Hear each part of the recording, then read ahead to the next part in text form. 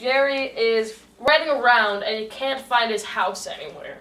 And the wife's like, yep, I knew it. She's mean, but it makes sense, because like, oh my god, she's just trying to get out of this divorce.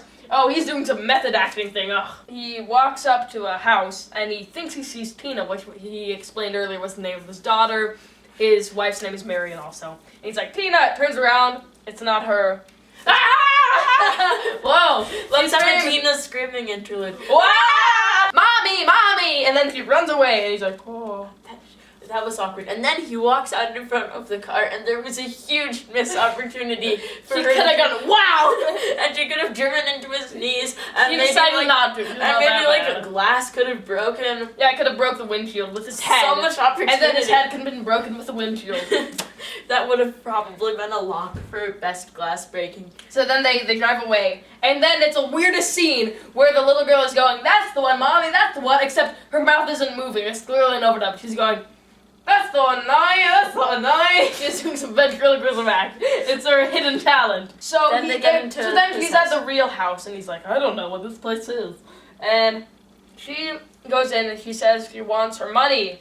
Sign this check, sign this check. But she thinks his checkbook is hidden, so I don't know what this is about. I don't know what that is. And then she has Twilight Zone spelling errors. Sign this check, sign this check. Gerald Reagan, G-A-R-A-L-D-R-A-I-G-A-N. Reagan. Too fast for me. But you don't know R-A-I-G-A-N. You don't know how his name is spelled. I guess, fair point, but the Netflix plot description I guess. Had it like spelled it as in Ronald. Hey! I was initially thinking R-A-G-I-N, that's what I wrote down, but that's R-A-G-I-N? Like Ragan. Ragan. It's like dragon. Like a Polish. Yeah, G-R-A-G-I-N, dragon. Anyways. Dragon. No, like you're dragging a body. That kind of dragon. So anyways, so there's a guy who is his agent. And he has some white mustache. Good eyes. I've been referring to him as White Mustache Man.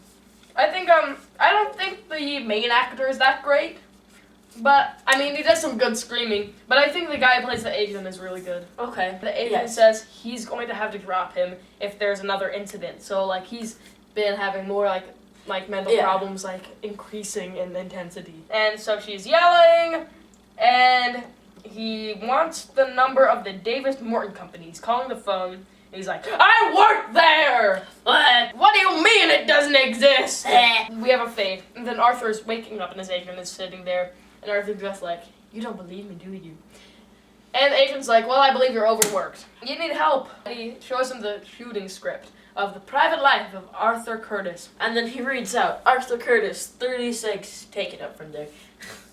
Wait, did he say 36? Yeah. Because that's the Twilight Zone, like, midlife crisis ache they always have.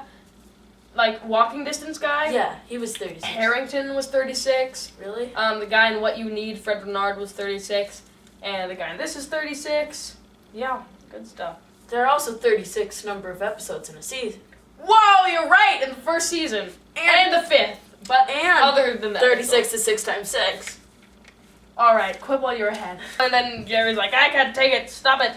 And then the guy is like, the only information you have about this character is in this script. And it would have been cool if they did something about like that, like if he was trying to figure out like what is mom's name, but he doesn't know what his mom's name is. It's not in the script. I thought there was that would have been so good. So many opportunities. There were a lot of opportunities.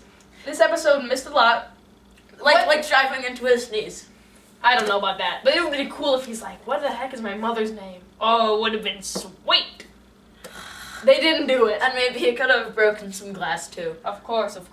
Never wrong to do that. So the agent ends this speech about how sometimes I'd like to escape too, I guess. Sometimes we all want to escape from to a simple life. You want to be a happy man instead of a good man who's unhappy because he's burdened by that harpy. Meanest line.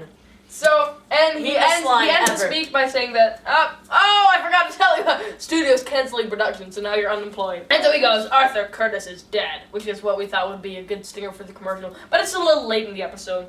Throws the production script in the trash. And he's like, I need to get back to my office. And they're like, he's probably turning on the set right now! And he's driving away. And then So we get some good music. Really Good music. Yeah, there's good music throughout. And then there's good camera. Good camera. It's very cool. So like we watch him weave through the cars. Yeah, when I first saw this, I totally thought it was gonna crash because the way it was presented, like, oh! So it's a cool scene. He sits down at his desk in the set, and there's a close-up on his face, and then suddenly he's surrounded by a set, which is very cool. And the picture is in this little picture frame of his ugly daughter and his. And I'm the meanest judge. Heyo! No, bad haircut. So she had a bad haircut, guys, and they're back in the frame because earlier they weren't there because they were tearing down the set. And then his fake wife is there, and she appears real enough. Yep, and then his fake secretary is there, and this time she's not an actor. Yeah, and he vaguely hears the crew people saying like, wah, wah, wah, but he kind of ignores them, and like you can tell he hears them, but he ignores them. He's like, oh, and by the way, I want to go on a vacation right away. Oh, and we see his wife, and it looks like Forbes' wife from when the sky was open. Kind of. You're gonna have to Google whether that was the same. No, it definitely wasn't. No. Sorry. Yeah, I could tell. I mean, similar clothes, I guess, and hairstyle. Yeah. And then we go back to the set world, and no one saw him leave. It's not in his dressing room. And they're like, weird. And so then we see an airplane flying away. And Rod Serling's outro says, like, he calls this a departure from life. So it basically means that the guy killed himself after struggling with his mental illness. What? That's not how I thought it turned out. It's time for the discussion phase where What? we can discuss that. I thought his outro was just like, there are two ways of departure from life. There's the standard one where you end up in a wooden box, and then yeah, and then there's the other one, which is where you're driving on a highway and you see the exit, which says "escape here." I think that kind of. I don't think he killed himself, but I think he definitely Here's died. Here's my theory. My theory is that he was actually Jerry in real life, and that he's just completely mad, and the ending just shows that he's getting even madder. Oh, right. I think, yeah, exactly. I don't think there's really any Twilight Zone-y elements to this, which is kind of. It was better than like the Fever in that way, because the Fever's the obvious comparison. How so? Well, because the Fever was some other guy who went mad. Right, but this one was like he went mad, and there was like. Yeah, I guess in the Twilight Zone-y circumstances. I guess in the both ones there were hallucinations. I thought that it was kind of nice that there was some confusion about what was happening and that you can interpret it like two ways. Yeah. He escaped, and you can see the airplane. Yeah, I'm not sure like how he escaped. Yeah, how was he? Yeah. I think like one theory is that he went completely mad. Another theory is that he just that the world turned into a set. Yeah, but it seems like something that clearly is that he just went like completely mad, and if you get the outside view of him, you just get him like. And it seems like Arthur Curtis has a much happier life than he does because he's going through the divorce. You think he died? How do you think it happened? I don't know. Probably he was being overworked. They said, probably from almost being. Yeah, I guess didn't they say that he was drunk a lot? Was drunk a lot, probably hurt his heart. Do you think the reason that they didn't stress? Do you think the reason that they didn't find him is because he went into a closet and died? No, I think closet and died. I think closet and died. Closet and died. I think his body disappeared, but he did become a ghost because he doesn't exist on Earth anymore. I thought it was pretty good actually. So first of all, big bonus for the music. Bonus for that chase scene, it wasn't quite a car chase scene, but it was kind of elements of that. I liked the cameraing. Cinematography. Yeah, I liked a lot of things. There was a lot of good stuff. I just liked it. And I think for this one, it's the other way around for me. I just kind of don't like it. I just don't enjoy watching it. It feels like something we've seen a lot of before, of someone trying to convince people of something. They don't believe him. He just tries to find different outlets to prove it. Can I get a drum roll? Can I get a Jeopardy song? Bum bum bum bum bum. No Jeopardy song and drum roll. Bum bum bum bum bum bum bum. What's your number? 7. 7. I thought the plot idea was cool. I don't think it really went anywhere. Thought it was, not that good. Alright, I'm good. I'm gonna give it 5. Straight down the middle. Well, that's a big difference. Yeah. Is that the biggest rating gap that we've ever had? I believe the biggest rating gap was episode 15, as people will remember.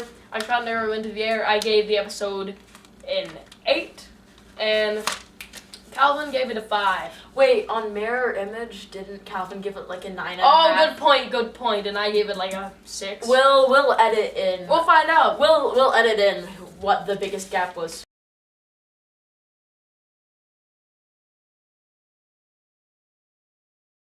This was not written by Rod Serling, as most of them are, who was also the narrator, in case you didn't know that. This was written by Richard Matheson, who in the past has done another episode that you've seen. Do you want to guess which one it is? The Fever. Nope, that was Rod Third Serling. from the Sun. Nope, you get one guess. Guess. He also did The Last Flight. Oh, you didn't even give me my last guess. And you know Charles Beaumont, who's going to do our next episode, Long Live Walter Jameson, he did 2 others before. Have I seen both of them? You've seen one whole one and half of one of them. Okay, he did Perchance to Dream. Yes! I am suffering through Perchance to Dream. That is. What a sweaty episode. I don't know. Well, first of all, I'm watching it in segments because I don't really have half an hour straight sometimes. I don't know. Hey guy. Hey. Oh, wait. Okay. Perchance to Dream. And the other one was the guy who wrote Perchance to Dream. Let's see. Purple Testament. No, Elegy. Yeah. Ooh. Big split between those two. Yeah. Big split. We'll see you next time. Long Live Walter Jameson is the title, so you can make a few assumptions about And that long one. live Zach. Yep. Long live him.